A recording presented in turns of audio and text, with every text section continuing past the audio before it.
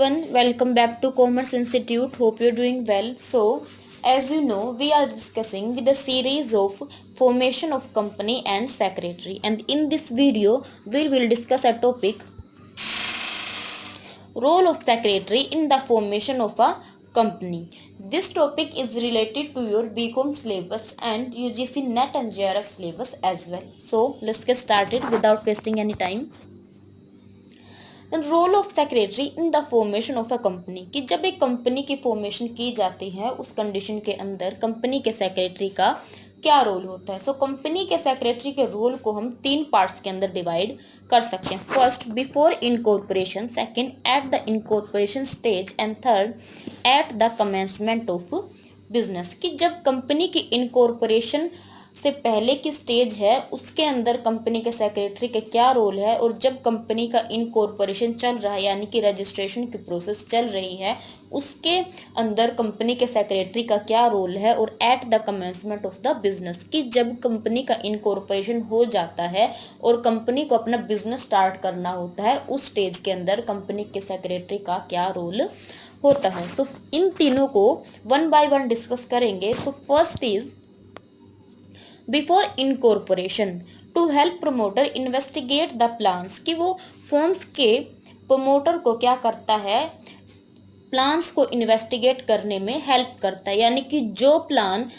Company के promoter के दिमाग में आया है, उन्होंने कोई प्लान या आइडिया सोचा है, तो उस आइडिया के बारे में कंपनी के प्रमोटर्स को इन्फॉर्मेशन प्रोवाइड कराता है, उनको एडवाइस करता है, उनको हेल्प करता है कि जो बिजनेस आइडिया आपने सोचा है कंपनी के बारे में क्या हम उसको प्रैक्टिकल फॉर्म दे सकते हैं या नहीं, क्या कंपनी के लिए एक फिजिबल आइडिया है या नहीं। Then help them to make financial arrangement कि उनको फाइनेंशियल अरेंजमेंट करने में हेल्प करता है। कंपनी का सेक्रेटरी उनको एडवाइस करता है कि आपको किसी पर्टिकुलर प्रोजेक्ट या फिर प्लान के लिए किस तरीके की कैपिटल को यूज करना चाहिए, क्या हमें ओन्ड कैपिटल के ऊपर डिपेंड होना चाहिए या हमें लोन लेना चाहिए। Then third is convene the meeting of promoter, make agenda, attend meetings and assist the chairman and keep records कि उसको ये सब करने के बाद कंपनी के प्रमोटर्स की एक मीटिंग अरेंज करनी होगी और उस मीटिंग का कोई एजेंडा सेट करना होगा, यानी कि उस मीटिंग का कोई पर्पस फिक्स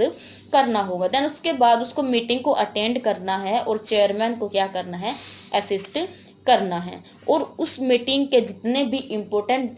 टॉपिक डिस्कस किए गए हैं उन सबको नोट डाउन करना है।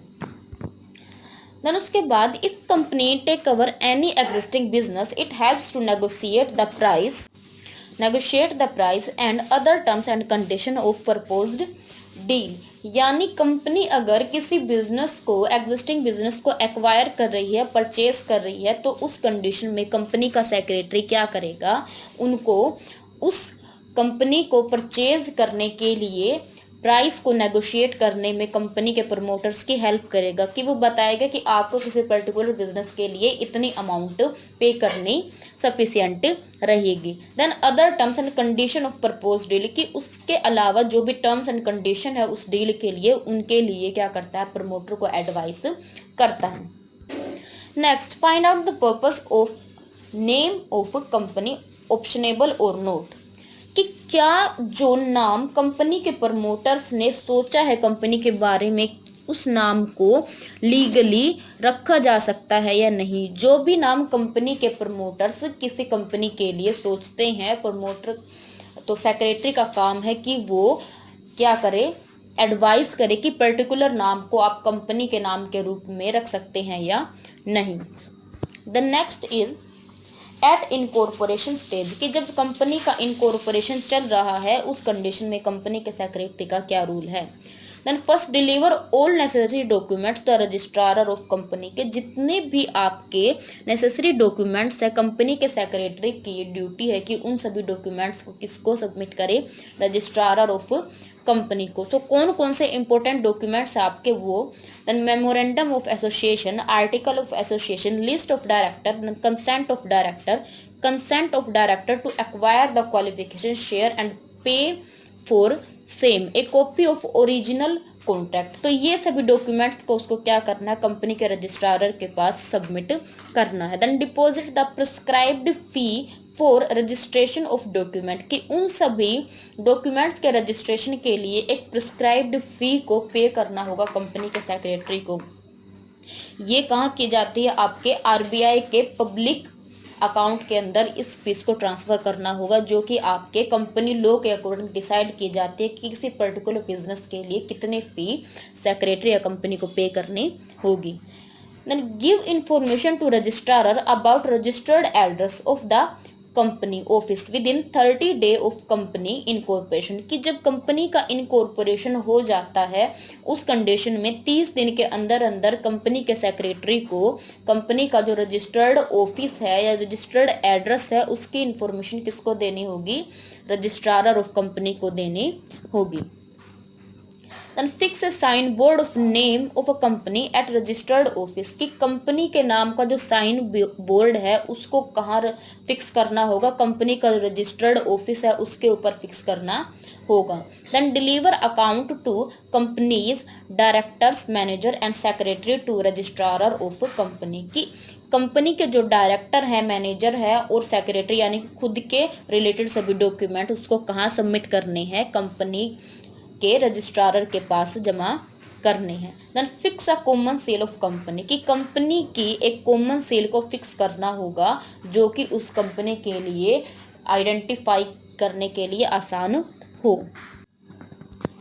The next is at commencement of business, की इनकॉर्पोरेशन के बाद कंपनी के बिजनेस को स्टार्ट करने के लिए कंपनी को क्या एक्वायर करना होता है, कमेंसमेंट ऑफ बिजनेस का सर्टिफिकेट एक्वायर करना होता है। ये सर्टिफिकेट एक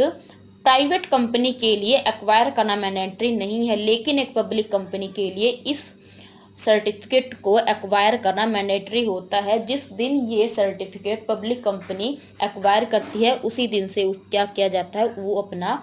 बिजनेस स्टार्ट कर सकती है।